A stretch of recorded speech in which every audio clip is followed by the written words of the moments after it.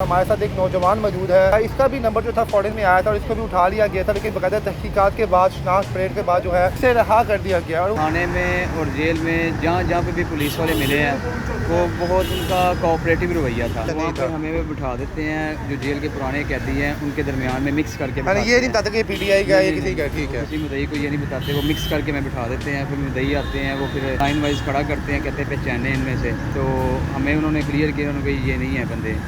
तो वहाँ से फिर दोबारा हमें अदालत में पेश किया। तो अदालत ने ऑर्डर किया कि जो जो बंदे शनाख्त परेड में क्लियर है उनको रिलीज़ किया है। तो मुझे उन्होंने रिलीज़ कर।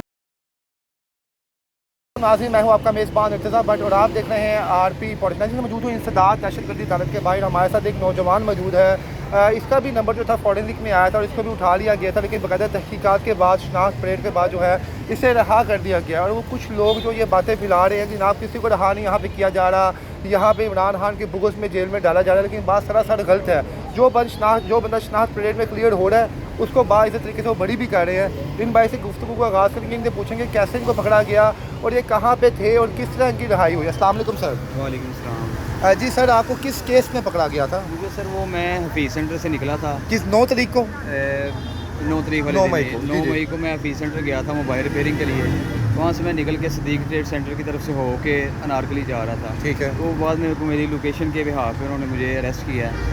तो पूरा पर एक प्रोसीजर के मुताबिक मुझे अदालत में पेश किया है। यानी कि कोई आपसे ज़दोकोम तो नहीं किया गया, कोई प्रेशर तो नहीं डाला गया आपके ऊपर कि आपने ये करे वो करे? नहीं, थाने में और जेल में जहाँ जहाँ पे भी पुलिस वाले मिले हैं वो बहुत उनका कोऑपरेटिव रवैया था।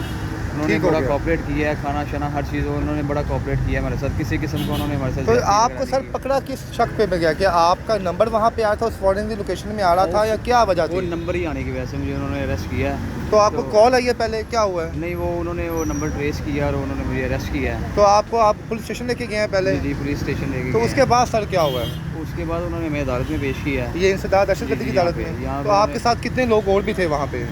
वहाँ पे हमारे साथ काफ़ी ज़्यादा लोग थे। मुझे तो अकेले को पकड़ा था, लेकिन फिर वो जेल में जब मैं पहुँचा हूँ तो वहाँ में काफ़ी ज़्यादा तादाद थी। ठीक है। तो लेकिन वहाँ से रूटीन की बेस पे जो बंदे क्लियर हो रहे हैं अदालत से पूरी इन्वेस्टिगेशन के बाद उनको रिहा कर रहे हैं। तो जेल में कैसा रवैया आ रहा है? सोशल मीडिया पर कुछ लोग नेगेटिव बातें भी फैला रहे हैं कि जनाब जेल में रोटी नहीं मिल रही है, कि ऐसा कुछ है वहाँ पे अंदर? ऐसा कोई मसला नहीं है।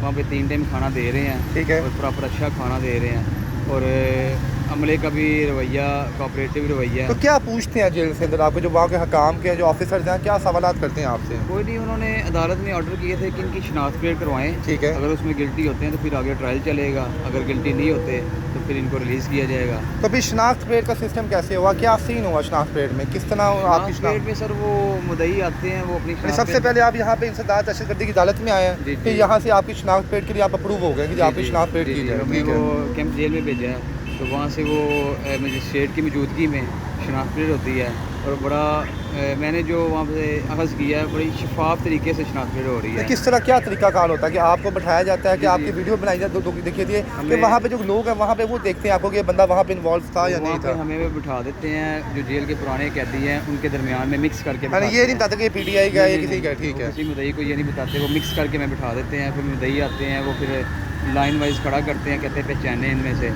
तो हमें उन्होंने क्लियर किया, उन्होंने ये नहीं है बंदे। तो वहाँ से फिर दोबारा हमें अदालत में पेश किया है। तो अदालत ने ऑर्डर किया कि जो बंदे शनाख्त परेड में क्लियर है उनको रिलीज़ किया जाए। तो मुझे उन्होंने रिलीज़ कर। तो जब आपको रिलीज़ अब कर दिया तो उसके बाद तो दोबारा आपको तंग नहीं किया जा रहा? दोबारा तो नहीं आपको उठाया जा रहा? 4 दिन हो गए मुझे रिलीज़ किया, अभी तक मुझे कोई किसी किस्म का उन्होंने कोई प्रेशर नहीं, कोई दबाव, कोई प्रेशर नहीं है। तो आप क्या समझते हैं जो बंदे इस तोड़ फोड़ में थे, जो जिन्होंने डैमेजेस किया है और वो लोग उनकी अगर शनाख्त हो जाती है तो उनको कैफे किरदार तक पहुँचाना चाहिए बाकायदा? बिल्कुल बिल्कुल। जिन्होंने किसी भी अमला को, चाहे वो सरकारी हो, वो पब्लिक की हो, वो हमारे पैसे से है, आवाम के टैक्स के पैसे से है। जिन्होंने भी नुकसान पहुंचाया उनको तो सज़ा मिलनी चाहिए।